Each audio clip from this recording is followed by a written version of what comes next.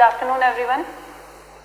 Last lecture में हमने evidence में अपना सेक्शन 1 कंप्लीट किया था और मैंने आपको कुछ क्वेश्चंस लिखवाए थे और इसके बाद फिर हमने सेक्शन 2 रिपील हो गया था तो हमने सेक्शन 3 स्टार्ट किया हुआ था। सेक्शन 3 इंटरप्रिटेशन क्लॉज में हम कोर्ट वर्ड को डिस्कस कर चुके थे और हम फैक्ट्स की ऑलमोस्ट सारी डेफिनेशन हम डिस्कस कर चुके हैं। ठीक है, हमने लेक्चर छोड़ा था फिजिकल फैक्ट्स और साइकोलॉजिकल फैक्ट्स के डिक्टेशन के बाद और मैंने आपको कहा था कि नेक्स्ट लेक्चर में हम फैक्टम प्रोबेंडम और फैक्टम प्रोबेंस पर डिस्कस करेंगे।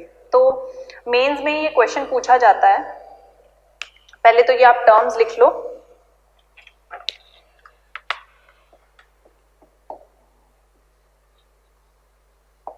फैक्टम प्रोबेंडम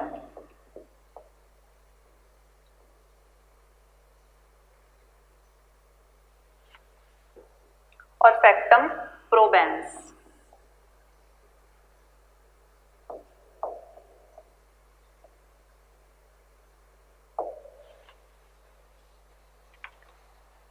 फैक्टम प्रोबेंडम क्या है? The fact which is to be proved.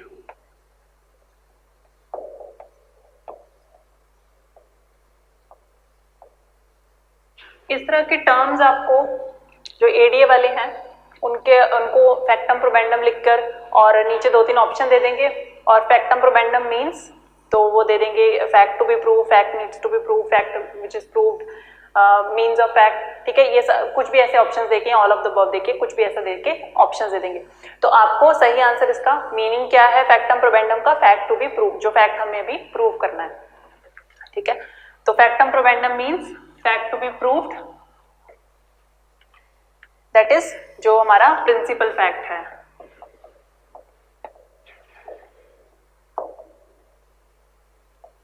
जो हमारा मेन फैक्ट है जिस पर सारा केस चलना है।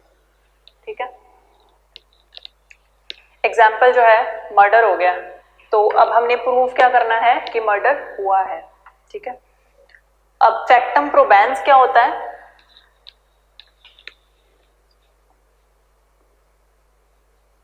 Means of proving factum प्रोबेंडम।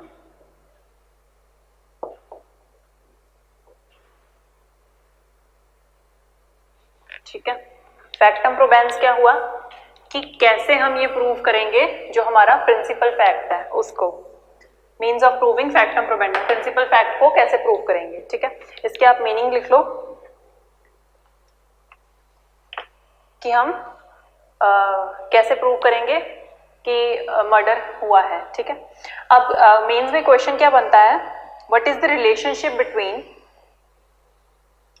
फैक्टम प्रोबेंडम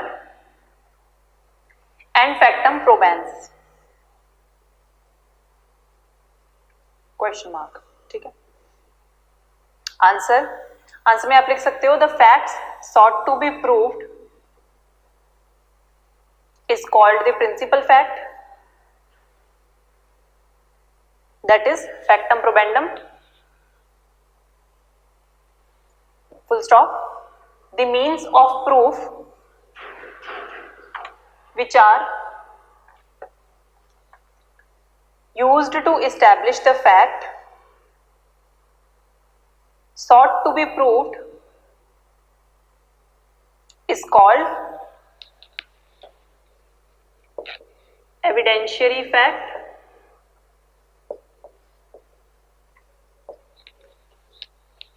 और फैक्टम प्रोबेंस। Full stop. तो इतनी बात आपको समझ लग गई कि प्रिंसिपल फैक्ट जो है उसको हम फैक्टम प्रोबेंडम कहते हैं और जो means of proving the principal fact है उसको हम फैक्टम प्रोबेंस कहते हैं।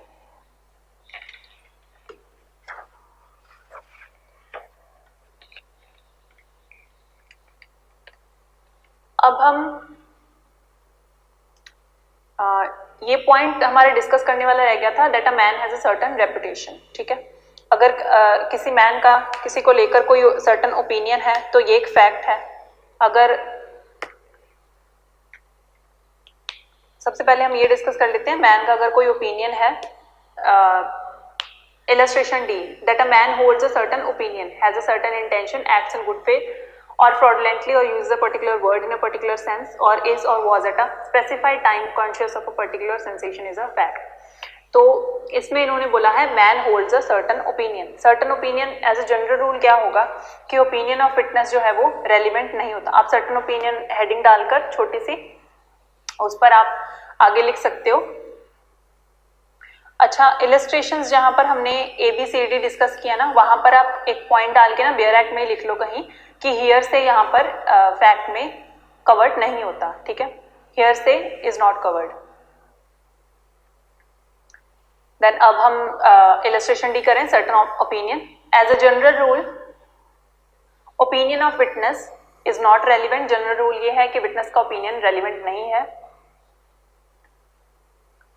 Opinion can only be given by a जज इन हिज जजमेंट. विटनेस ने क्या करना है कि उसने जितने भी फैक्ट्स देखे या उससे जितना भी सवाल पूछा जाए कोर्ट में उसने उतना ही जवाब देना है. ठीक है, उसने अपनी कहानियां नहीं बतानी है. वो क्या सोचता है कि ए और बी, सपोज ए और बी के घर से उसे आवाजें आ रही थी. अब विटनेस ये नहीं बोल सकता कि इनकी लड़ने की ही आवाजें आ रही हैं. ठीक है, तो ये फैक्ट नहीं माना जाएगा. वो क्या ओपिनियन रखता है ये मैटर नहीं करता. तो जनरल रूल ये है कि ओपिनियन जो है वो फैक्ट नहीं है. Opinion is not a fact. A man has an opinion, ये एक फैक्ट है.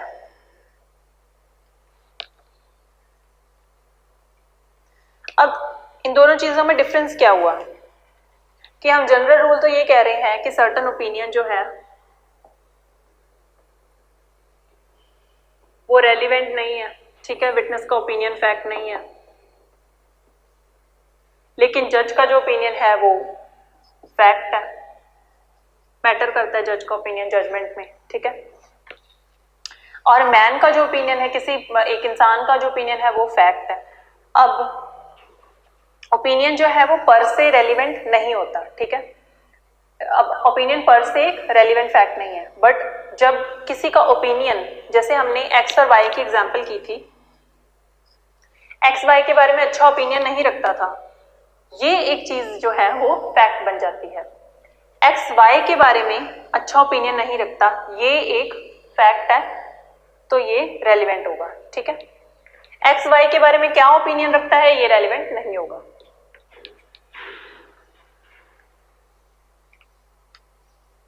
अब ये रेलिवेंट इसलिए होगा क्योंकि यहां पर हमने देखो anything, state of things, relation of thing capable of being perceived by the senses, any mental condition of which a person is conscious.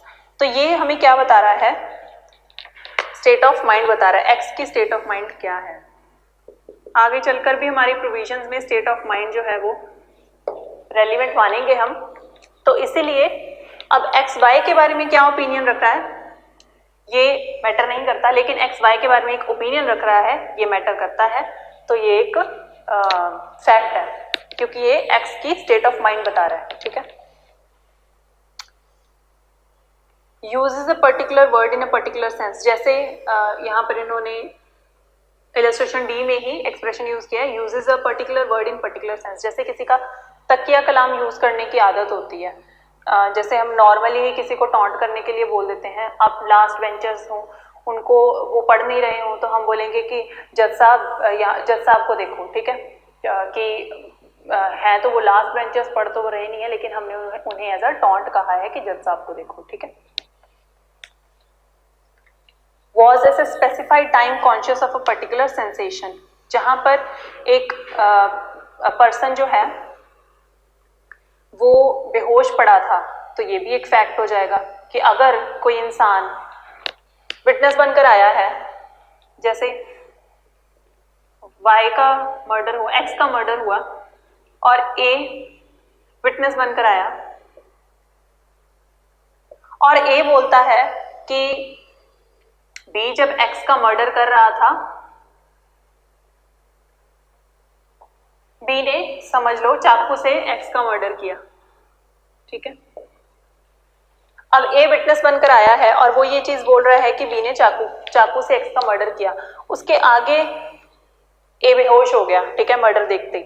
अब ए कॉन्शियस था या नहीं था ये भी एक फैक्ट होगा. ए आगे अपनी जो भी स्टेटमेंट दे रहा है वो कैसे दे रहा है, वो जब ये इसके बाद के जो इंसिडेंट्स हुए भी, चाकू मार कर भाग गया या एक्स ने रिटेलिएट किया या नहीं किया, या कोई और जो एविडेंसेस होंगे, ए वहां पर उसके बाद तो बेहोश हो गया था, तो ए अपनी एविडेंस में क्या बोलता है कि वो मैटर करेगा, ठीक है, कि वो अपनी कॉन्शियस में बोल रहा है या उस टाइम पर वो कॉन्शियस था या नहीं था, ये चीज भी एक फैक्ट हो जाएगी, ठीक है।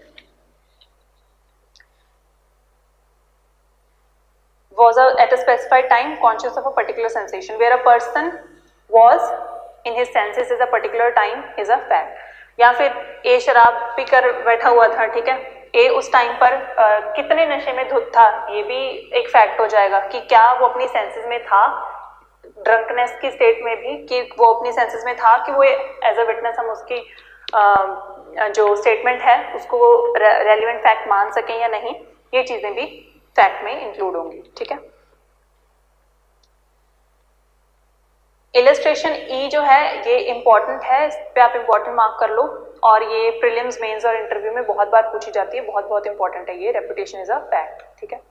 इसको हम थोड़ा सा एक्सप्लेन कर लेते हैं। रेपुटेशन फैक्ट क्यों है? क्योंकि रेपुटेशन जो है ये एक तरह का ओपिनियन है।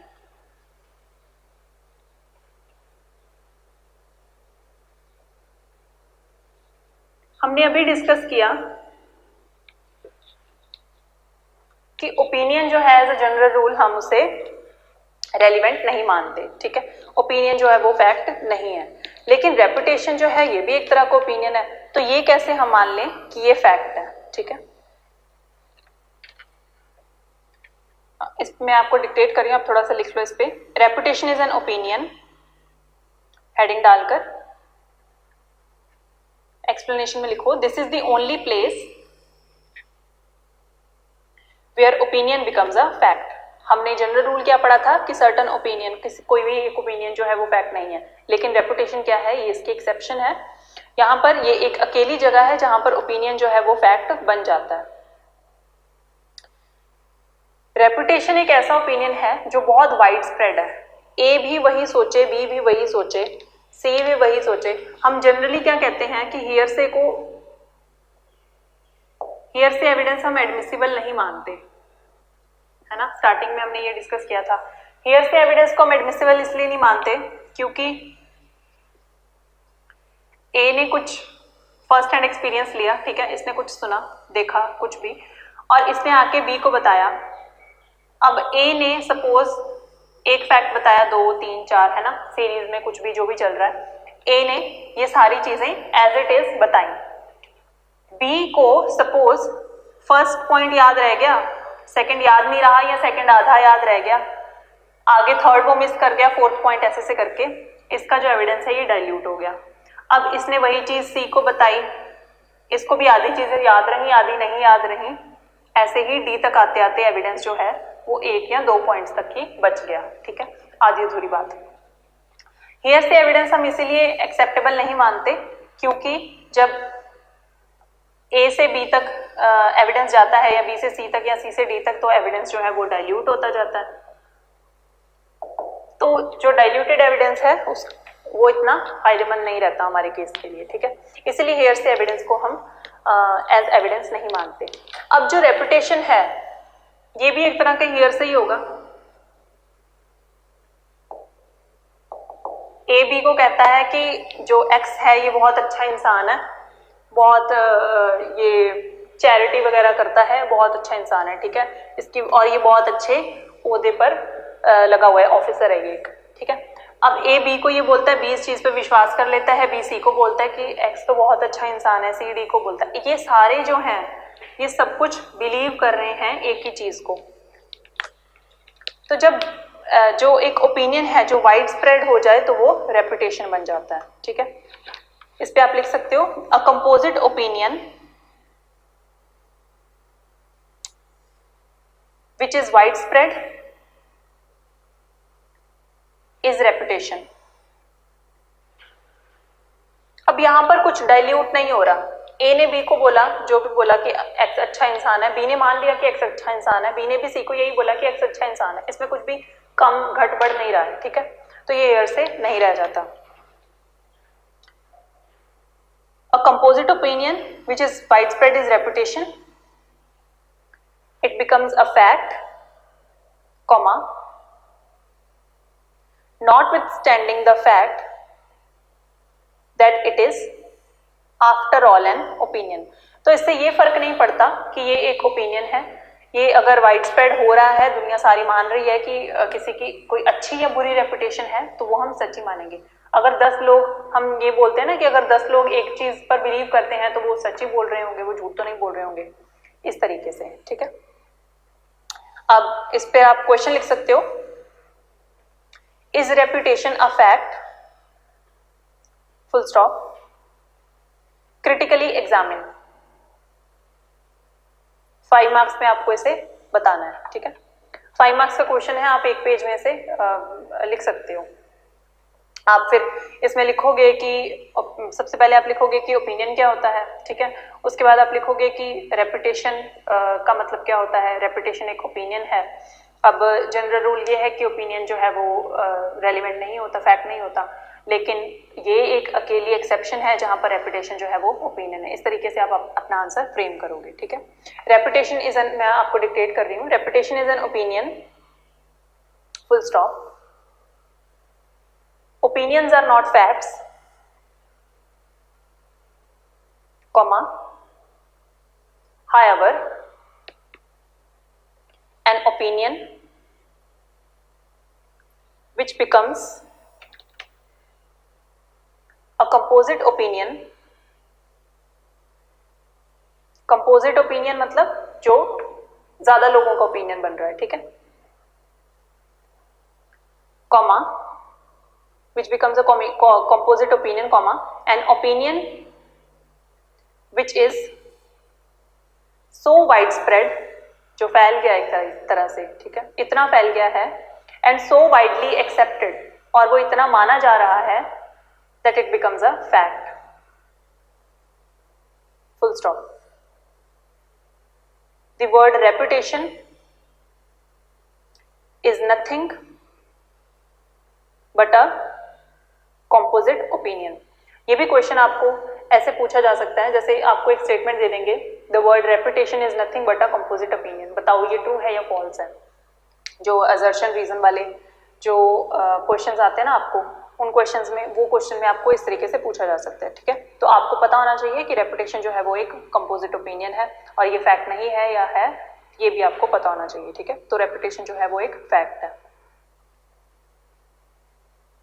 तो रेपुटेशन जो है वो one way is a hearsay, लेकिन ये क्योंकि कंपोजिट हियरसे है, सभी वो चीज मान रहे हैं, ए भी वही चीज बोल रहा है, बी भी वही चीज बोल रहा है, सी भी वही चीज बोल रहा है, डी भी वही चीज बोल रहा है, तो कहीं पर भी डाइल्यूशन नहीं हो रही, तो इसलिए ये एक कंपोजिट हियरसे है।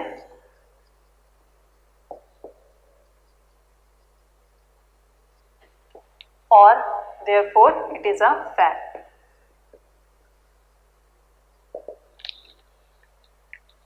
आई होप आपको ये डिफरेंस पता चल गया हो कि हियरसे को हम एडमिसिबल नहीं मानते और यहाँ पर हम कंपोजिट हियरसे को रेलिवेंट मान रहे हैं, फैक्ट मान रहे हैं। तो ये डिफरेंस क्यों है? ठीक है, क्योंकि यहाँ पर जो हियरसे है, यहाँ पर ए की कुछ और स्टेटमेंट हो रही है, बी की कुछ और हो रही है, डाइल्यूट होता जा रहा है ना, तो बी कुछ ना कुछ मिस कर रहा है, इसका डिफरेंस आ रहा है ए से, सी का डिफरेंस आ रहा है बी से, डी का डिफरेंस आ रहा है ए से, तो इस तरीके से ये डाइल्यूट हो रहा है, ये सेम नहीं रह रहा। लेकिन यहाँ पर कंपोजिट हियरसे है, इकट्ठा हर कोई एक ही चीज पर बिलीव कर रहा है, इसीलिए ये एक फैक्ट है। ठीक है, उर्दू में एक, अगर आपको लिखना हो अपने समझने के लिए, तो उर्दू में एक सेइंग है, दुनिया ए जुबान खुदा ए जुबान, तो दुनिया की जो जुबान है वो खुदा की जुबान है, इसलिए हम रेपुटेशन को सबकी जुबान मानते हुए फैक्ट मान रहे हैं। ठीक है, it is taken as a fact which is so widely accepted. अब नेक्स्ट जो वर्ड है वो है relevant. Relevant, one fact is said to be relevant to another when the one is connected with the other in any of the ways referred to the provisions of this act relating to the relevancy of facts। इन्होंने कहा है relevant क्या होगा, one fact is said to be relevant। सबसे पहले तो हमें ये देखना होगा कि रेलिवेंट में इन्होंने यूज किया है वर्ड वन फैक्ट। तो फैक्ट क्या है वो हम फैक्ट की डेफिनेशन से देखेंगे। फैक्ट क्या होगा, कुछ भी जो हम देख सकते हैं, सुन सकते हैं, सूंघ सकते हैं, जो भी हमारी 5 सेंसेस हैं, ठीक है, उनसे परसीव कर सकते हैं। और फैक्ट क्या होगा, जो भी कोई मेंटल कंडीशन है, रेपुटेशन है, कॉन्शियसनेस है, जो ओपिनियन, ये सारी चीजें जो हो जाएंगी, ये हो जाएंगी फैक्ट। अब जो एक फैक्ट है वो दूसरे फैक्ट से रेलिवेंट है या नहीं है, या कनेक्टेड है किसी एक वे में या दूसरी वेज में, तो वो हम रेलिवेंट मानेंगे, ठीक है। तो आप रेलिवेंट की हेडिंग डाल लो।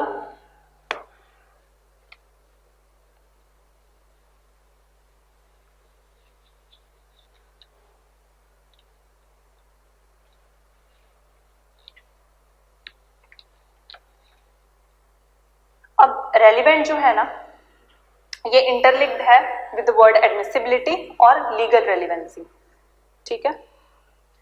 मैं आपको डिक्टेट कर रही हूँ थोड़ा सा। It is interlinked with the word admissibility and legal relevancy. Legal relevancy को आप अंडरलाइन कर लो, और ये क्वेश्चन बहुत बार पूछा भी जाता है, मैं आपको बताती हूँ आगे कि क्वेश्चन कैसे पूछा जाता है। Admissibility and legal relevancy. अब यहां पर इन्होंने जो वर्ड्स यूज किए हैं, रेलिवेंट टू अनदर, इसका क्या मतलब है कि एक फैक्ट दूसरे से रेलिवेंट है। रेलिवेंट मतलब इंटरलिंक्ड है।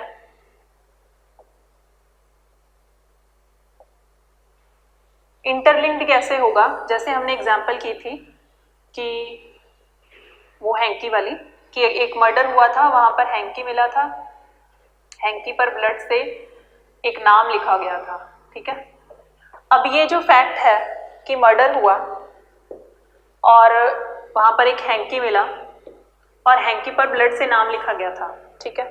जो नाम इस बंदे का नहीं था जिसका मर्डर हुआ है, इसका मतलब वो उसी बंदे का नाम होगा जिसका मर्डर हुआ है, या वो बंदा मरते मरते अपना एक एविडेंस छोड़ गया है कि मुझे तो इस बंदे ने मारा है, ठीक है।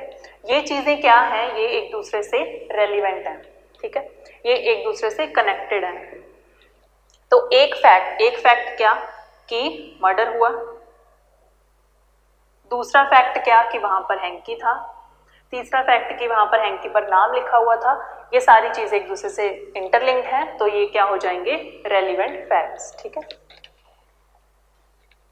एक चीज दूसरी चीज पर रोशनी डाल रही है, तो रेलिवेंट टू अनदर। अब यहां पर one fact is said to be relevant to another, इन्होंने बोला है one fact is said to be relevant to another, मतलब कि only facts can be relevant, that is physical and psychological facts. कोई भी और चीज, जो चीज फैक्ट ही नहीं है, उसे हम रेलिवेंट नहीं मान सकते। तो रेलिवेंसी के लिए बहुत जरूरी है कि जो एक फैक्ट, एक चीज का फैक्ट होना बहुत जरूरी है, उसके फैक्ट की डेफिनेशन में आना बहुत जरूरी है, ठीक है। नेक्स्ट वर्ड्स हैं when the one is connected with the other. एक चीज जब दूसरी चीज से कनेक्टेड है, it should be logically connected. अब इन्होंने सिर्फ इतना ही लिखा है when the one is connected with the other. इन्होंने यहाँ पर लिखा नहीं है कि किस तरीके से कनेक्टेड हो, लेकिन हम इसका ये इंटरप्रिटेशन निकालेंगे कि वो लॉजिकली कनेक्टेड हो। अब देखो, ए यहाँ पर मर्डर हुआ, ए का यहाँ पर हैंकी पड़ा था, हैंकी पर नाम लिखा था, ये चीजें थोड़ा लॉजिक बना रही हैं, ठीक है। ए का मर्डर हुआ और कुछ कुछ फैक्ट्स ऐसे हैं जो जिस चीज का कोई भी लॉजिक नहीं बनता। बाहर से भीड़ गुजर रही थी, ठीक है, कोई लॉजिक नहीं बनता। यहाँ पर कार पे सिग्नल्स हो रखे थे, कोई लॉजिक नहीं बनता। तो ये इलॉजिकल चीजें हैं, ये रेलिवेंट हम नहीं मानेंगे, ठीक है। When one is connected with the other, तो लॉजिकल होने के लिए क्या जरूरी है कि एक फैक्ट जो है वो दूसरे के साथ कनेक्टेड होना चाहिए, तभी वो इंटरलिंक्ड माने जाएंगे और तभी वो रिलेटेड माने जाएंगे और रेलिवेंट माने जाएंगे।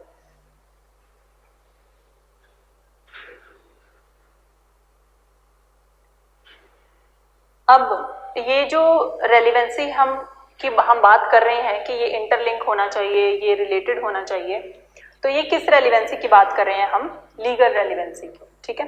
आपसे क्वेश्चन पूछ लेते हैं एग्जाम में, relevancy in evidence act is based upon, ठीक है। आपको साथ में 4 ऑप्शंस दे देंगे कि ऑप्शन ए है लॉजिकल रेलिवेंसी, ऑप्शन बी है लीगल रेलिवेंसी, ऑप्शन सी है बोथ ए एंड बी और ऑप्शन डी है none of these.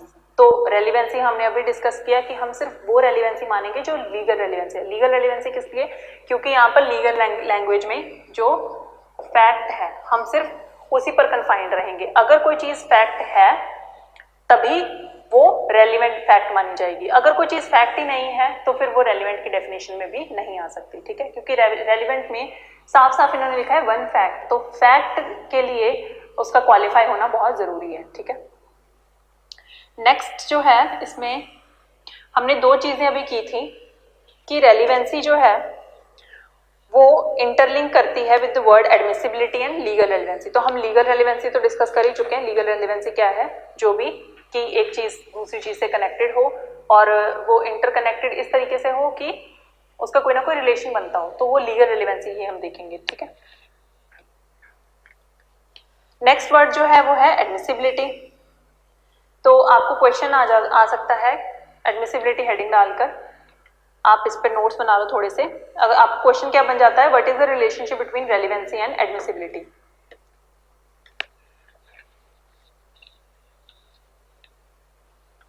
What is the relation between admissibility and relevancy. Answer आप लिख सकते हो। Admissible means allowed in court proceedings. तो court proceedings में जो भी अलाउड होगा वो एडमिसिबल होगा। ठीक है, admissible means allowed in court proceedings full stop. If it becomes a part of court proceeding, then it can be used in the judgment। अगर वो कोर्ट प्रोसीडिंग में फाइल पर लग गई कोई चीज तो फिर वो हम जजमेंट में भी यूज करेंगे। ठीक है, तो जो कोर्ट प्रोसीडिंग का पार्ट ही नहीं बना, कोई चीज कोई डॉक्यूमेंट ऐसा था, चाहे वो एविडेंस ही था, पर वो कोर्ट में नहीं आया, वो कहीं पड़ा रह गया, ठीक है, कहीं पर, तो वो रिकॉर्ड में नहीं आया, तो वो जजमेंट का पार्ट भी नहीं बनेगा। ठीक है, अब एडमिसिबल क्या होता है? कौन सी चीजें जो है हम कोर्ट में अलाउ कर सकते हैं, कौन सी चीजें हम अलाउ नहीं कर सकते। तो क्वेश्चन उठता है व्हाट इज एडमिसिबल। तो इसका आंसर क्या है? ओनली दोज जो रेलिवेंट है। कोई भी चीज, कोई भी ऐसी चीज जो रेलिवेंट है, जो हमारे केस में हमारी हेल्प करेगी, वो चीज जो है वो हम एडमिसिबल करेंगे। हर एक चीज ला कर हम नहीं रखते जाएंगे। हमने फर्स्ट लेक्चर में भी ये डिस्कस किया था कि जब हम सपोज जो हमने एग्जांपल की थी ना कि थिएटर में अगर किसी का मर्डर हो जाता है तो फ्रंट रो के और 500 लोगों ने थिएटर में वो देखा है मर्डर होते हुए, तो सिर्फ हम कुछ लोगों को बुलाएंगे जिन्होंने ज्यादा अच्छे से वो मर्डर होते हुए देखा है। हम रिपीटेडली सारे 500 के 500 लोगों को हम नहीं बुलाएंगे। ठीक है, तो यहाँ पर भी यही चीज बोल रहे हैं, only those which are relevant. तो जितनी हमें एविडेंस की जरूरत है, जितना हमें रेलिवेंट है, हम उतना ही एविडेंस लेंगे, उतना ही एडमिसिबल करेंगे। अब रेलिवेंट क्या है? एविडेंस एक्ट में जो भी अलाउ किया गया है, जो भी प्रोवाइड करा गया है। ठीक है, example, a confession by a thief और murderer before a police officer is logical. अगर एक मर्डरर है, ए ने मर्डर किया है बी का, और ये पुलिस के सामने कन्फेस कर लेता है कि हाँ मैंने बी का मर्डर किया है, ठीक है, तो इसका जो कन्फेशन है ये लॉजिकल तो है, लॉजिक बनता है कि ठीक है इसने कन्फेस कर लिया तो किया ही होगा मर्डर, ये झूठ थोड़ी बोलेगा अपने आप पर, कोई कौन झूठा इल्जाम लेता है, ठीक है, तो लॉजिकल बनता है कि इसने कन्फेशन किया है कि बी का मर्डर किया, तो ठीक है, लॉजिक बनता है इस चीज का। लेकिन अब जरूरी नहीं है कि ये रेलिवेंट हो। रेलिवेंट इसलिए नहीं हो सकता क्योंकि हो सकता है कि ए जो कन्फेस कर रहा है कि उसने बी का मर्डर किया है वो पुलिस के दबाव में कर रहा हो, पुलिस ने उस पर टॉर्चर किया हो पुलिस स्टेशन में, या उसको डराया धमकाया हो कि तुम अगर नहीं मानोगे तो हम तुम्हारे साथ ये करेंगे, ठीक है, तो इसलिए ये लॉजिकल तो है लेकिन ये रेलिवेंट नहीं है, लीगली रेलिवेंट नहीं है, ठीक है। A confession by a thief और murderer before a police officer is logical but not relevant in Indian Evidence Act। तो जो चीज रेलिवेंट नहीं होगी वो एडमिसिबल भी नहीं होगी। हमने क्या चीज अभी डिस्कस की कि रेलिवेंट होने के लिए हम देखेंगे कि लीगल रेलिवेंसी होनी जरूरी है और उसकी एडमिसिबिलिटी होनी जरूरी है, ठीक है। ये तीनों चीजें जो है वो इंटरलिंक्ड है। लीगल रेलिवेंसी कैसे होगी? अगर कोई चीज इंटरलिंक्ड होगी और वो फैक्ट की डेफिनेशन में आती होगी, तो ये सारी चीजें हमने देखी हैं कि रेलिवेंसी में हम सिर्फ लीगल रेलिवेंसी देखेंगे, लॉजिकल रेलिवेंसी हम नहीं देखेंगे। अब जो चीज लीगली रेलिवेंट होगी वही हम एडमिसिबल मानेंगे कोर्ट में, ठीक है। यही चीज ये बोल रहा है कि अगर कन्फेशन ऑफ थीफ दो लॉजिकल है लेकिन ये रेलिवेंट नहीं है, तो अगर वो रेलिवेंट नहीं है तो फिर वो एडमिशन भी नहीं होगी उसकी कोर्ट में, ठीक है। और सेक्शन 25 भी हमारा यही कहता है कि जो भी पुलिस के सामने कन्फेशंस किए गए होते हैं वो रेलिवेंट हैं, is relevant but not allowed to become a part of court. तो अगर वो कोर्ट के रिकॉर्ड में ही नहीं आते तो फिर हम एडमिसिबल भी कैसे मानेंगे? मैंने कहा ना कि जो चीज कोर्ट के रिकॉर्ड का पार्ट बन गई उसी पर जजमेंट बेस्ड होगी। अगर कोई कोर्ट के बाहर एविडेंस पता है, हमें पता भी है कि पड़ा है वो एविडेंस, तो वो हम कोर्ट का रिकॉर्ड का पार्ट नहीं बना तो वो हम एडमिसिबल भी नहीं मान सकते, ठीक है। So admissibility will depend upon the facts which are relevant. और टेस्ट ऑफ रेलिवेंसी क्या है? ये भी आपको क्वेश्चन पूछ सकते हैं ऐसे ही कि टेस्ट ऑफ रेलिवेंसी क्या है। Test of relevancy in Indian evidence act. तो क्या है ये कि वो लीगल रेलिवेंसी होनी चाहिए, ठीक है।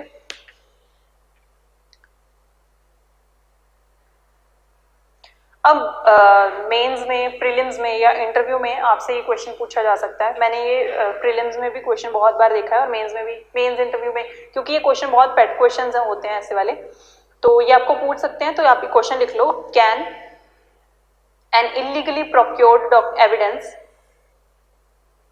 B admissible?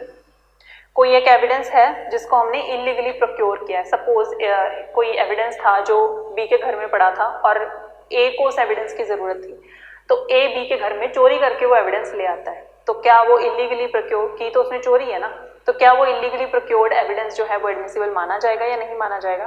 5 मार्क्स का ये क्वेश्चन आपको आ सकता है। या फिर ये इस तरीके से आ सकता है, is the procurement of evidence relevant?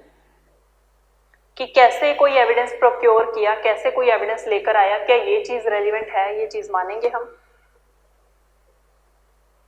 या इसका एडमिसिबिलिटी पर कोई इफेक्ट पड़ता है या नहीं पड़ता? तो इसका आंसर है नो। हम एविडेंस किस तरीके से लेकर आए वो चीज रेलिवेंट नहीं है, ठीक है। हमें बस एविडेंस चाहिए, कैसे आया कैसे नहीं आया वो फर्क नहीं पड़ता। एविडेंस जो है वो सही होना चाहिए, सच्चा होना चाहिए और हमारे केस को सपोर्ट करता होना चाहिए और लीगली रेलिवेंट होना चाहिए, ठीक है। आंसर इसका no, admissibility is not affected by the fact that the evidence was procured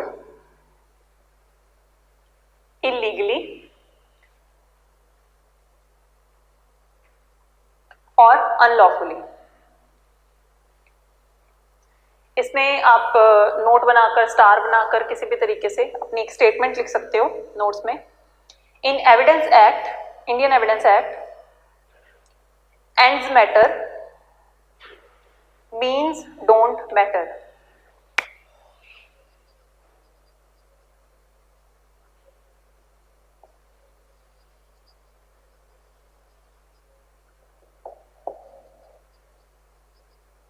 हमें एविडेंस से मतलब है, इस चीज से मतलब नहीं है कि वो एविडेंस आया कैसे है, लाया कैसे गया है कोर्ट में, ठीक है।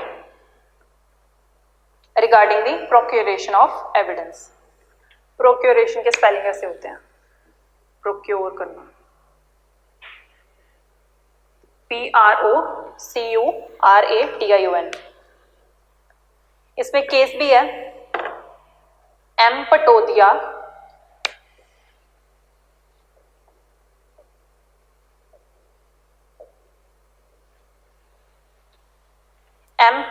Versus RK Birla.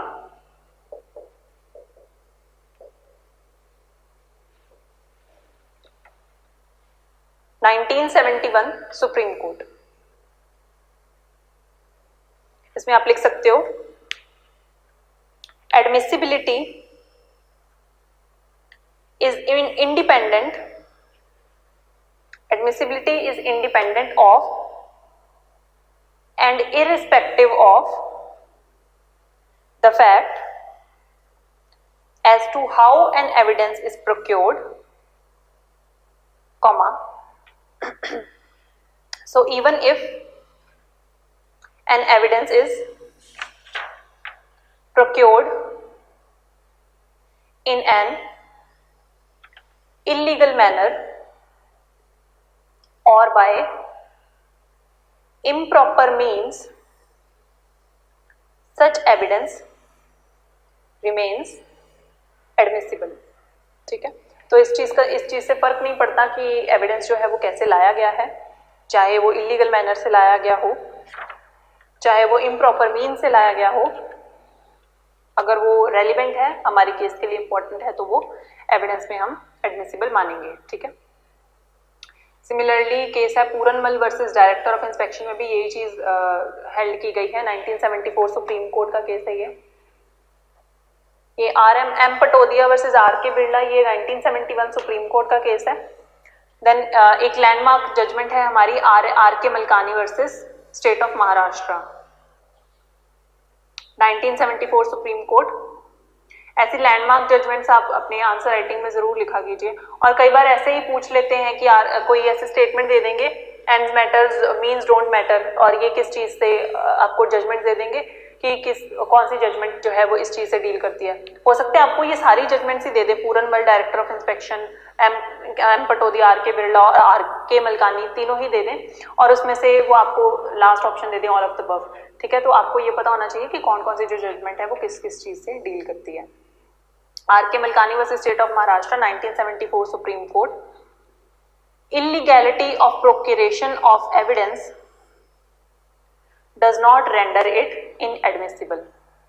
ठीक है, तो इलीगैलिटी से भी अगर कोई प्रोक्योर किया गया है एविडेंस तो उसको इनएडमिसिबल हम नहीं बना सकते. ठीक है, मान नहीं सकते. नेक्स्ट हमारी डेफिनेशन है facts in issue. The expression facts in issue means and includes, तो यहाँ पर भी means and includes इन्होंने वर्ड यूज किया है, तो means and includes means ये इंक्लूसिव डेफिनेशन है. ठीक है, facts in issue means and includes any fact from which either by itself or in connection with other facts the existence, non-existence, nature or extent of any right, liability or disability asserted or denied in any suit or proceeding necessarily follows. Asserted को underline करके आप इस पर, asserted means assert करना, हाँ में जवाब देना. ठीक है, डिनाई करना मतलब मना कर देना. ठीक है, तो फैक्ट्स इन इशू कि वो फैक्ट्स जो अकेले या बाकी रेलिवेंट फैक्ट्स के साथ मिलकर कोई राइट, लाइबिलिटी, डिसेबिलिटी या वो अलाउ करते हैं या फिर वो निष्कर्ष निकालते हैं कि आपकी लाइबिलिटी है या नहीं है सिविल सूट में, या पनिशमेंट क्रिमिनल लॉ में है या नहीं है. तो ये सारी चीजें जो है ये फैक्ट इन इशू में होती है. फैक्ट इन इशू क्या होता है? जो हमारा मेन मुद्दा होता है केस का. ठीक है, जो आपकी राइट और लाइबिलिटी को, या आपकी राइट लाइबिलिटी है किसी केस में या नहीं है, आपकी राइट लाइबिलिटी बनती है या नहीं बनती, या फिर आपकी डिसेबिलिटी बनती है या नहीं बनती, कोई चीज जो है वो कोई फैक्ट जो है वो एग्जिस्टेंस में है या नहीं है, ये सारी चीजें जो हैं वो फैक्ट इन इशू में आती हैं. ठीक है, जो मेन मुद्दा होता है हमारे केस का. अब फैक्ट इन इशू जो होता है ये आपको प्रूव करना होता है. ठीक है, ये जो रिलेट करता है आपकी राइट्स एंड लाइबिलिटीज से. राइट्स एंड लाइबिलिटीज क्योंकि एविडेंस एक्ट जो है वो सिविल लॉ और क्रिमिनल लॉ दोनों से डील करता है, तो ये दोनों फैक्ट्स इन इशू जो है वो ये दोनों चीजों में आएंगे. ठीक है, CRPC में इसे हम फ्रेमिंग ऑफ चार्जेस कहते हैं. चार्ज जिसे हमें प्रूव करना होता है या डिसप्रूव करना होता है कि ये आपने चार्ज में आपके पे कोई सेक्शंस लगे होंगे. ठीक है, चार्जशीट में जो भी आपके लगे होंगे, जो भी जज जो चार्ज लगाता है उसे कहते हैं चार्ज. ठीक है, तो जज फ्रेमिंग करता है चार्जेस की और उसके बाद फिर उसके आगे एविडेंस चलता है और विटनेसेस को बुलाया जाता है, आगे जो भी प्रोसीजर है. ठीक है, तो उसको जो भी जज ने एक बार चार्जेस लगा दिए कि आपने सो एंड सो ऑफेंस किया है, आप अलेजिडली, ठीक है, आपने सो एंड सो ऑफेंस किया, आप उसको प्रूव करोगे या डिसप्रूव करोगे कि नहीं, मैंने ये चीज ऑफेंस नहीं किया है. तो सीआरपीसी में फ्रेमिंग ऑफ चार्ज कहते हैं, सीपीसी में हम फैक्ट्स इन इशू कहते हैं, ठीक है। अब fact in issue can be read with those facts which are in issue during a trial. तो फैक्ट इन इशू को हम उन फैक्ट्स के साथ रीड करेंगे जो कि ट्रायल में इशू हैं, ठीक है। सूट और proceeding,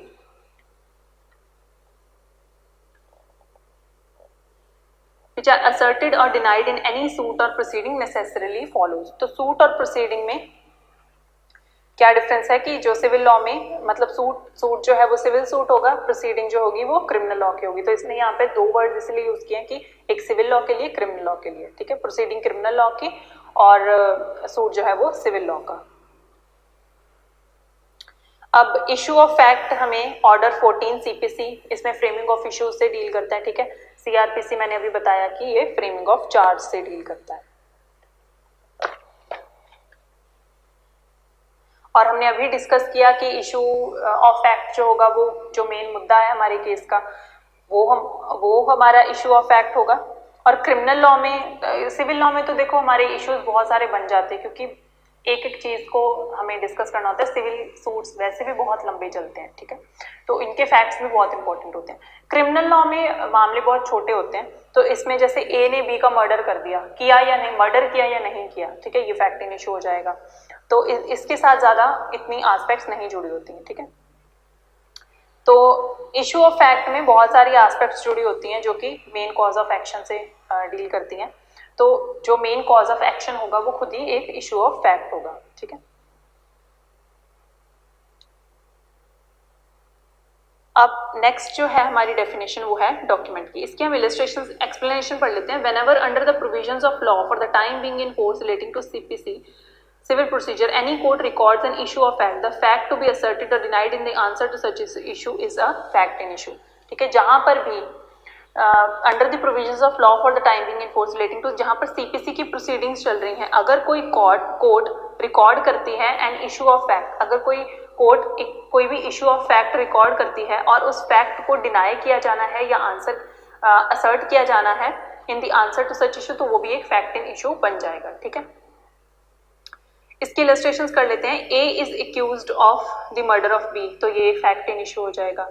eight his trial the following facts may be issue. A caused B's death, A intended to cause B's death, A ने बी की डेथ की, ए की इंटेंशन थी कॉज करने की या नहीं थी, ठीक है, ये हम डिसाइड करेंगे। A had received grave and sudden provocation, अगर के क्या ए को ग्रेव एंड सडन प्रोवोकेशन मिली थी बी से या नहीं, तो अगर मिली थी, अगर ये प्रूव हो जाता है कि ग्रेव एंड सडन प्रोवोकेशन के अंडर उसने बी का मर्डर किया है, तो फिर उसको सेक्शन 300 के अकॉर्डिंगली डिफेंसेस भी मिल जाएंगे, ठीक है। That A at the time of doing the act which cause B's death was by reason of unsoundness of mind incapable of knowing its nature.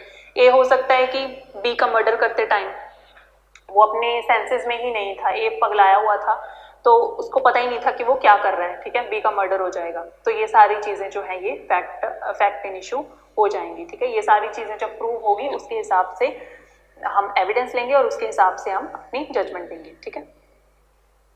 Next है हमारी definition document. Document means any matter, यहाँ पर include नहीं किया है, यहाँ पर इन्होंने सिर्फ डॉक्यूमेंट की एक स्ट्रिक्ट डेफिनेशन दी है। मीन्स एनी मैटर एक्सप्रेस्ड और डिस्क्राइब्ड अपॉन, इसको अंडरलाइन कर लो, एक्सप्रेस्ड और described upon any substance by means of letters, underline कर लो, लेटर्स, फिगर्स और marks, or by more than one of those means intended to be used को underline कर लो, और which may be used for the purpose of recording that matter, ठीक है। अब document की definition जो है ये एक बहुत इंपॉर्टेंट डेफिनेशन है। प्रीलिम्स में भी इसका क्वेश्चन बनता है, मेंस में भी बनता है, इंटरव्यू में बनता है, ठीक है। तो डॉक्यूमेंट ये क्या कह रहा है, एनी मैटर एक्सप्रेस्ड और डिस्क्राइब्ड अपॉन एनी सब्सटेंस। तो सब्सटेंस क्या हो सकता है, जिस पे भी जो रिकॉर्ड, एनी सब्सटेंस जो जिस पर हम रिकॉर्ड कर सकें, ठीक है। अब इंग्लिश लॉ में जो डॉक्यूमेंट है उसका मतलब है मटेरियल, ठीक है। जैसे एक पेपर है, इंग्लिश लॉ में ये जो पेपर है ये डॉक्यूमेंट है, ठीक है। हमारे इंडियन लॉ में हमें इस पेपर से कोई लेना देना नहीं है। इस पेपर में क्या लिखा है, किस तरीके से लिखा है, ये जो इसके कंटेंट्स हैं ये हमारे लिए डॉक्यूमेंट है।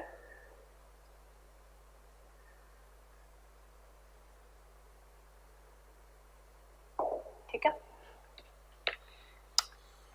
तो डॉक्यूमेंट हेडिंग डालकर आप ये छोटे छोटे जो पॉइंट्स हैं ये लिख लो। पहले तो ये लिख लो कि प्रीलिम्स, मेंस और इंटरव्यू के लिए इंपॉर्टेंट है, इस पे वेरी इंपॉर्टेंट लिख लो।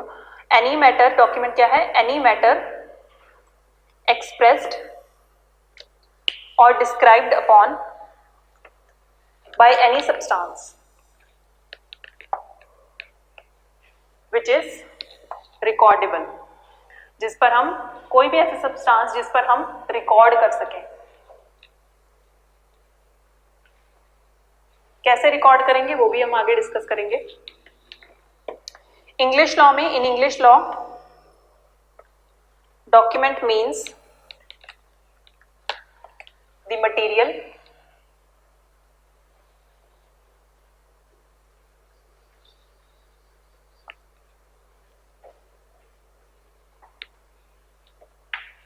but in Indian law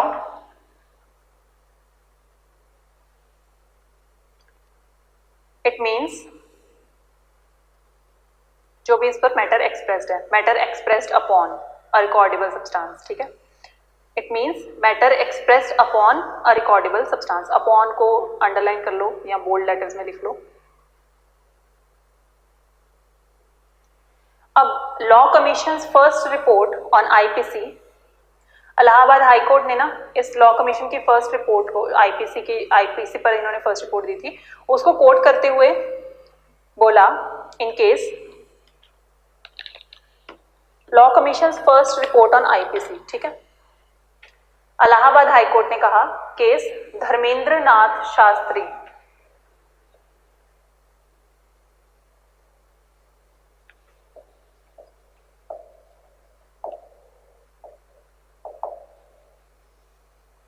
versus R,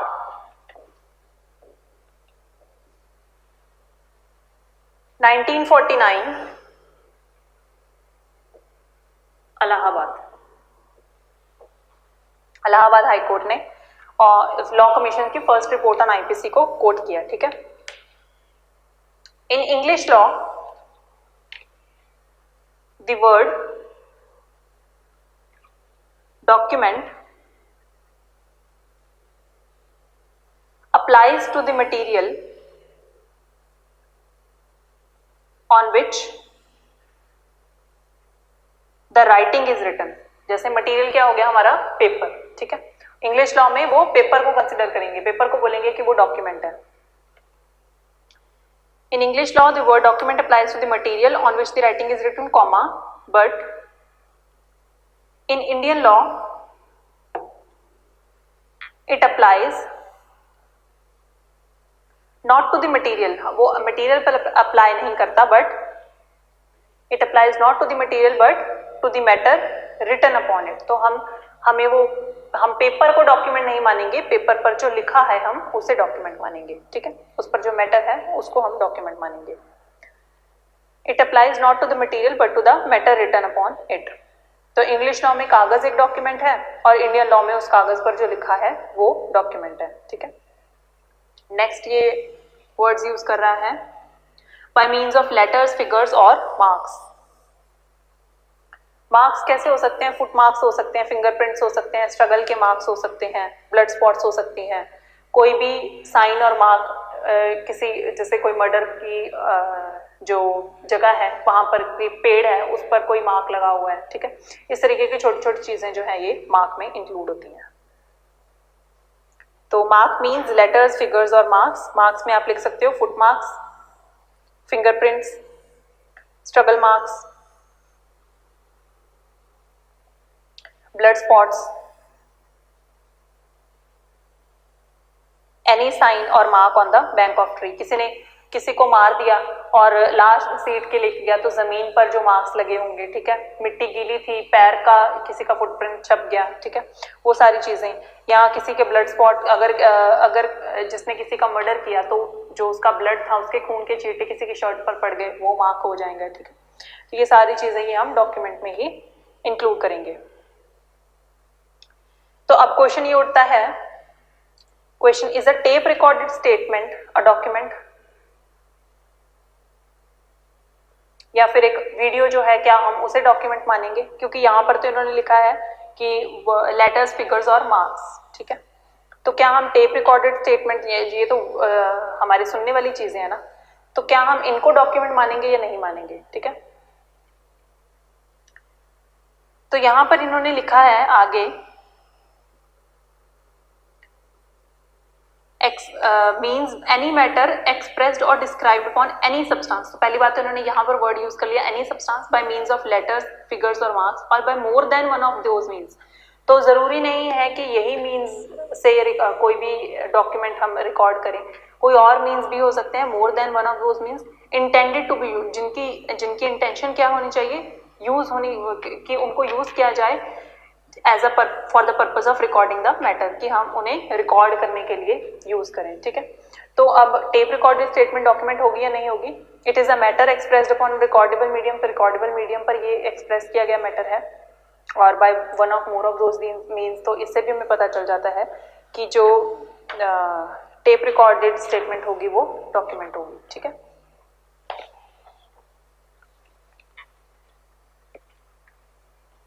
अब इन्होंने यहाँ पर वर्ड यूज किया है इंटेंडेड टू बी यूज्ड। अब देखो इंटेंडेड टू बी यूज्ड में हमने अभी एग्जांपल की कि जो स्ट्रगल के मार्क्स होते हैं, ठीक है। अब स्ट्रगल के मार्क्स में तो इंटेंशन नहीं होती, वो तो बिना इंटेंशन के बनते हैं, तो क्या वो भी डॉक्यूमेंट में होंगे?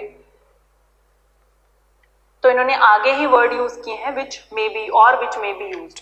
तो जरूरी नहीं है कि इंटेंशन से ही बनाए गए हों, जिनको हम अगर हम बिना इंटेंशन के भी बनाए गए हों बट उनको यूज किया जा सकता हो एज अ डॉक्यूमेंट, तो हम उसको भी इंक्लूड करेंगे, ठीक है। अब इसमें स्टिंग ऑपरेशंस की एग्जांपल लिख सकते हो। क्वेश्चन आता है इंटरव्यू में, is a document admissible only if it is intended to be recorded. क्या डॉक्यूमेंट तभी एडमिसिबल होगा जब उसको रिकॉर्डिंग की इंटेंशन से बनाया गया हो? तो नहीं, ये जरूरी नहीं है। No, it is not necessary, ठीक है। इलस्ट्रेशंस देख लेते हैं हम। राइटिंग इज अ डॉक्यूमेंट, ठीक है। तो इन्होंने बोला है writing is a document, words printed, lithographed और फोटोग्राफ्ड आर डॉक्यूमेंट्स। तो राइटिंग का यहाँ पर इन्होंने सच एक्सप्लेन नहीं किया कि राइटिंग कैसे एक डॉक्यूमेंट हो सकती है, ठीक है। क्या राइटिंग का मतलब सिर्फ यही होगा कि जो हाथ से लिखा गया है वही हम डॉक्यूमेंट में मानेंगे? क्योंकि हम अब भी डिस्कस कर रहे हैं कि एविडेंस में हम strict rules of interpretation he, strict rules he evidence के अप्लाई करेंगे। तो राइटिंग में इन्होंने क्लियरली नहीं लिखा है, तो हम राइटिंग के लिए जाएंगे सेक्शन, राइटिंग की डेफिनेशन के लिए section 3 subsection 65 general clauses act, ठीक है, 1897। और हमने बहुत बार ये भी डिस्कस कर लिया है कि एविडेंस एक्ट की जो डेफिनेशंस हैं, किसी भी एक्ट की डेफिनेशंस हैं, वो हम दूसरे एक्ट पर अप्लाई नहीं करते, सिर्फ उसी एक्ट तक कन्फाइंड रहती हैं। बट जनरल क्लॉजेज एक्ट है, ये एक एक्सेप्शन है। तो अब हम जनरल क्लॉजेज एक्ट में देखते हैं कि राइटिंग का मतलब क्या है। Section 3 subsection 65 general clauses act writing को डिफाइन करते हुए कहता है, an expression referring to writing shall include references to printing, lithography, photography and other modes of representing or reproducing words in a visible form। तो ये क्या क्या writing में इंक्लूड हो रहा है? यहाँ पर प्रिंटिंग भी इंक्लूड हो रही है, लिथोग्राफी इंक्लूड हो रही है, फोटोग्राफी इंक्लूड हो रही है, या कोई भी और मीन्स या मोड्स जो कि रिप्रेजेंट करने के लिए या रिप्रोड्यूस करने के लिए वर्ड्स को विजिबल फॉर्म में, ठीक है, वो भी हम राइटिंग में ही इंक्लूड कर लेंगे।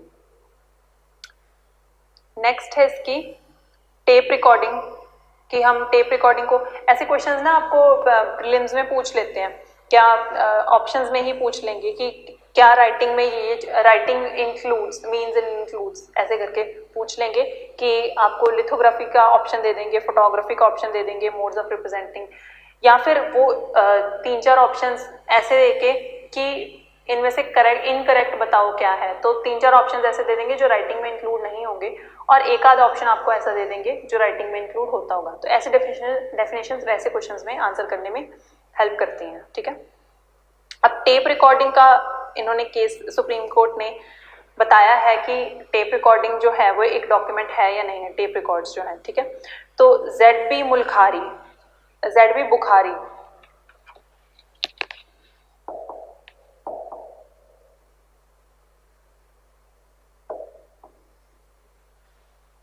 Versus BR Mehta,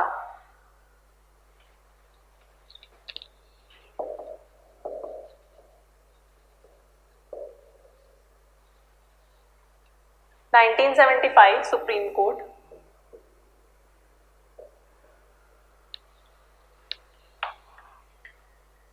supreme court ने यहां पर बोला है कि टेप रिकॉर्ड्स जो हैं ये भी डॉक्यूमेंट्स हैं, ठीक है। नेक्स्ट है इलस्ट्रेशंस में अगर आप देखो तो यहाँ पर इन्होंने ऊपर तो देखो नहीं इतना राइटिंग को डिस्क्राइब किया हुआ, लेकिन इलस्ट्रेशंस में इन्होंने बोला है वर्ड्स प्रिंटेड, लिथोग्राफ्ड और फोटोग्राफ्ड आर डॉक्यूमेंट्स। तो प्रिंटेड फॉर्म में वर्ड्स जो होंगे वो डॉक्यूमेंट होंगे। लिथोग्राफ का मतलब होता है जैसे ईंटों पर हम मार्क कर देते हैं, ठीक है, तो वो लिथोग्राफ हो गया। फोटोग्राफ मतलब जो पिक्चर्स में क्लिक करेंगे, ये सारी चीजें जो है ये डॉक्यूमेंट्स होंगी, ठीक है। तो न्यूज़पेपर भी एक तरह का डॉक्यूमेंट है। ये भी क्वेश्चन आपको पूछ सकते हैं न्यूज़पेपर एक डॉक्यूमेंट है या नहीं है, ठीक है। A map or a plan is a document. An inscription on a metal plate or stone is a document. तो अशोका के जितने भी सारे एडिक्ट्स हैं वो रॉक्स पर लिखे गए हैं, ठीक है, तो ये भी एक डॉक्यूमेंट है। A caricature is a document. caricature क्या होता है? कार्टून, ठीक है, तो कार्टून अगर बनाया गया है किसी का तो वो भी एक डॉक्यूमेंट है। अब क्वेश्चन आता है कि क्या वीडियोग्राफी और वीडियो कॉन्फ्रेंसिंग क्या ये एक डॉक्यूमेंट है और क्या ये एडमिसिबल है?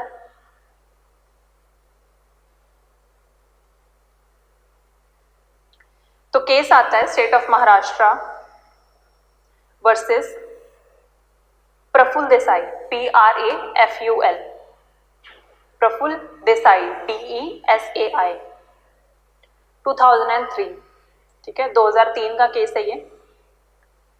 तो इस केस में ये हेल्ड किया गया था कि 1973 की CRPC में कहीं भी नहीं लिखा गया है कि वीडियो कॉन्फ्रेंसिंग एग्जिस्ट, उस टाइम पे तो एग्जिस्ट ही नहीं करती थी, तो वीडियो कॉन्फ्रेंसिंग को उस टाइम पर एज अ डॉक्यूमेंट हम रिकॉर्ड भी नहीं करते थे, एडमिसिबल भी नहीं मानते थे, ठीक है। उन टाइम्स में वीडियोग्राफी एग्जिस्ट ही नहीं करती थी। तो हाउएवर सुप्रीम कोर्ट ने ये हेल्ड किया कि लॉ जो है, आप लिख लो, law must change. Supreme court held in this case law must change with changing times. So changes should be adopted in CRPC, especially in section 273 CRPC. As long as the accused and the pleader are present,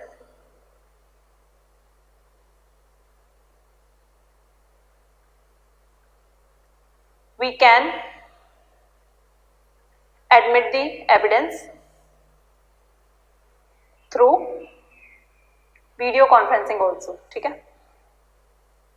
तो अब इसका मतलब ये है कि accused जो है उसको जेल से कोर्ट में लाने की जरूरत नहीं है, वो वीडियो कॉन्फ्रेंसिंग में सीधा जेलर के रूम में बैठकर वीडियो कॉन्फ्रेंसिंग के थ्रू अपना प्रोसेस चला सकता है, ठीक है। तो वीडियो कॉन्फ्रेंसिंग जो है वो ना सिर्फ एक डॉक्यूमेंट है बट एन एडमिसिबल डॉक्यूमेंट। तो ये इसी से हमारा जो क्वेश्चन है इसका आंसर निकल जाता है। हमने क्वेश्चन पूछा था कि वीडियो कॉन्फ्रेंसिंग डॉक्यूमेंट है या नहीं है, तो सुप्रीम कोर्ट ने कह दिया कि हाँ ये डॉक्यूमेंट है, CRPC में चेंज लाना चाहिए, जैसे जैसे लॉ बदल रहा है हमें भी उसके अकॉर्डिंगली बदलना चाहिए, ठीक है। जैसे जैसे सोसाइटी बदल रही है उसके अकॉर्डिंगली लॉ भी बदलना चाहिए। तो वीडियो कॉन्फ्रेंसिंग लॉ डॉक्यूमेंट है और एडमिसिबल भी है। तो 2003 से वीडियो कॉन्फ्रेंसिंग को भी अलाउ कर दिया गया। ये भी क्वेश्चन बहुत बार रिपीटेडली पूछा जाता है कि वीडियो कॉन्फ्रेंसिंग डॉक्यूमेंट है या नहीं है। तो आपके पास 2003 की एक जजमेंट है, सुप्रीम कोर्ट ने ये बोला है कि वीडियो कॉन्फ्रेंसिंग भी डॉक्यूमेंट है, ठीक है।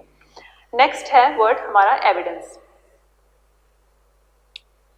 अभी क्योंकि क्लास का टाइम ओवर होने वाला है तो हम एक इसकी सिर्फ डेफिनेशन पढ़ लेते हैं, कल हम इसको अच्छे से एक्सप्लेन करेंगे, ठीक है। एविडेंस मीन्स एंड इंक्लूड्स, यहाँ पर भी इन्होंने एविडेंस मीन्स एंड इंक्लूड्स बोला है, तो यानी कि ये भी एक इंक्लूसिव डेफिनेशन है। Evidence means and includes all statements which the court permits और requires to be made before it by witnesses in relation to matters of fact under inquiry. Such statements are called oral evidence. तो यहाँ पर evidence में इन्होंने oral evidence और documentary evidence की definition दी है कि सारी स्टेटमेंट्स जो कोर्ट जो परमिट करता है या जो कोर्ट रिक्वायर करता है कि कोर्ट के सामने दी जाए बाय विटनेसेस, जो भी मैटर्स अंडर इंक्वायरी चल रहे हैं, मैटर्स ऑफ फैक्ट, ठीक है, वो सारी जो स्टेटमेंट्स होंगी वो ओरल एविडेंस होंगी। और एविडेंस हम दो तरीके से मानेंगे, ओरल और डॉक्यूमेंट्री, ठीक है, ये भी हम डिस्कस कर चुके हैं। All documents including electronic records produced for the inspection of the court are such documents are called documentary evidence. तो जितने भी रिकॉर्ड कोर्ट में डॉक्यूमेंट्स आते हैं इंक्लूडिंग इलेक्ट्रॉनिक रिकॉर्ड्स, जो भी इंस्पेक्शन ऑफ द कोर्ट के लिए प्रोड्यूस किए जाते हैं, तो वो सारे जो डॉक्यूमेंट्स हैं वो डॉक्यूमेंट्री एविडेंस है, ठीक है। तो हम इसकी एक्सप्लेनेशन से कल अच्छे से और डिटेल में इसको पढ़ेंगे। आज की क्लास के लिए इतना ही। Thank you so much. अपने नोट्स अच्छे से बनाइए और रिवाइज करते रहिए। कोई प्रॉब्लम हो तो हमें आप कांटेक्ट कर सकते हो।